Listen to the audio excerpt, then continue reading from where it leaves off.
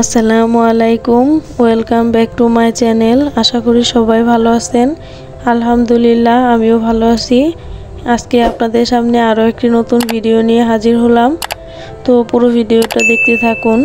সব সময় তো আমরা বউরা হাজব্যান্ডের রান্না করে খাওয়াই। তো যদি হাজব্যান্ডরাও একদিন বউদের রান্না করে খাওয়ায় তাহলে কেমন হয় বলুন তো। তো 2 দিন ধরে আমি অনেক অসুস্থ, ঠান্ডা জ্বর, এর জন্য ঠিকমতো রান্না বাড়াও করতে পারতেছিলাম না। আপনাদের ভাইয়া তখন বলল যে আজকে আমি রান্না করে খাওয়াই। তো এই তো সে তার 15 দিনের যেভাবে খিচুড়ি রান্না করতো সেভাবে খিচুড়ি রান্না করে খাওয়াবে আমাকে। তো ভাবলাম আপনাদের সাথেও শেয়ার করি আমার হাজব্যান্ডের খিচুড়ি রান্নাটা। এই তো সে রান্নাটা শুরু করে দিছে। শুধু রান্না না, আজকে সব কাজই আমার হাজব্যান্ড করতেছে। আপনারা তো দেখতেই পেলেন যে সে পেঁয়াজ মরিচ কেটে চাল ডাল ধুয়ে তো খিচুড়ি বসিয়ে দিছে। এখন সে মশলা দিতেছে, সব ধরনের মশলা দিয়ে দিল। আর চাউলটা আগে কষিয়ে নেবে, তারপরে খিচুড়ি রান্না করবে। আর এইভাবে নাকি আপনাদের ভাইয়া মেসে যখন থাকতো তখন খিচুড়ি খাইতো সবাই মিলে। তো ওনাদের কাছে নাকি অনেক ভালো লাগতো, আমার কাছে সবসময় গল্প করছে। কখনো খাওয়ায়নি রান্না করে, আজকে সময় সুযোগ দুটাই হয়ে গেছে, এর জন্য রান্না করে খাওয়াইতেছে।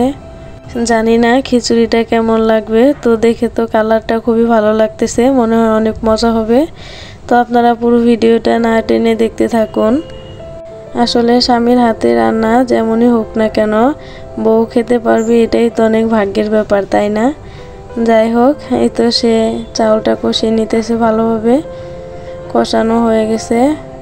কয়েকদিন রোদ আবার কয়েকদিন বৃষ্টি এরকম চলতেছে কিছুদিন ধরে। আর এর মধ্যে সবাই প্রায় অসুস্থ হয়ে গেছে। আর অবশেষে আমিও ছাড় পেলাম না, আমিও অসুস্থ হয়ে পড়লাম। অনেকে আবার বলবেন যে আপনার রান্নাঘরে তো অগোছালো কেন। আসলে আমি অসুস্থ, এর জন্য ভালো লাগে না কিছুই। তাই 2 দিন ধরে কোনো কাজ করতে পারতেছি না। আর গোছ গাছ তো দূরের কথাই। এই তো আপনাদের ভাইয়া দেখেন পানি হাত দিয়ে মেপে মেপে দিতেছে খিচুড়িতে। আর সে ঢাকুনটাও ধুয়ে নিতেছে। আমি যতই ধুয়ে রাখি তার নাকি ভালো লাগে না না ধুয়ে নিলে। আর এই তো এদিকে আরও কাজ করতেছে। এই তো মশলাগুলো দেখেন আমার পলিথিনে রাখা।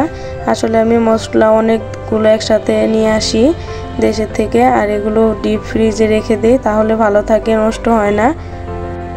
আর খিচুড়ির বলক এসে পড়ছে, দেখেন অনেক সুন্দর লাগছে। আর মাশাআল্লাহ অনেক সুন্দর গ্রান বেরোচ্ছিল। আপনারা যদিও পাবেন না, কিন্তু আমি পাচ্ছিলাম। আর এই তো সে নাকি ডিমে খিচুড়ি ভেঙে দেবে, এর জন্য ফ্রিজ থেকে 2টা ডিম নিয়ে নিল। ডিমগুলো খিচুড়িতে দিবে। আমি এইভাবে কখনো খিচুড়ি খাইনি, আজকেই প্রথম। তো দেখি কেমন মজা হয় খিচুড়ি খেয়ে। নতুন নতুন সব কিছুরই আকর্ষণ বেশি থাকে। তো আমারও অনেক ইন্টারেস্ট যে কেমন লাগবে খিচুড়িটা ডিম ভেঙে দিয়ে। আর আপনাদের ভাইয়া লবণ চেখে নিল, আরও লবণ লাগবে। ভালোই তো রান্না করতে পারে, তাই না ভাবছেন সবাই? এই তো দেখেন খিচুড়ি রান্না করতে করতে পানি কম হয়ে গেছে, এর জন্য আবার সে কেতলিতে পানি বসিয়ে দিছিল আর গরম পানি দিয়ে দিল। এখন ঠান্ডা পানি তো দেওয়া যাবে না। আমাদের কিন্তু ফ্রাই প্যান আছে, কিন্তু আপনাদের ভাইয়া সেটাই রান্না করবে না, এর জন্যই পাতিলে রান্না করতেছে। আপনারা কেউ আবার কিছু মনে করবেন না। এই তো ডিম ভেঙে দিতেছে। আর আপনারা কে কে এরকম ডিম ভেঙে দিয়ে খিচুড়ি খান অবশ্যই কমেন্টসে বলবেন। আর এভাবে খিচুড়ি কেমন লাগে সেটাও বলবেন। যাই হোক, রান্না করতে করতে আপনাদের সাথে আরেকটা কথা শেয়ার করি। আমার হাজব্যান্ড আমাকে আরেকদিন ডাউল রান্না করে খাওয়াইছিল।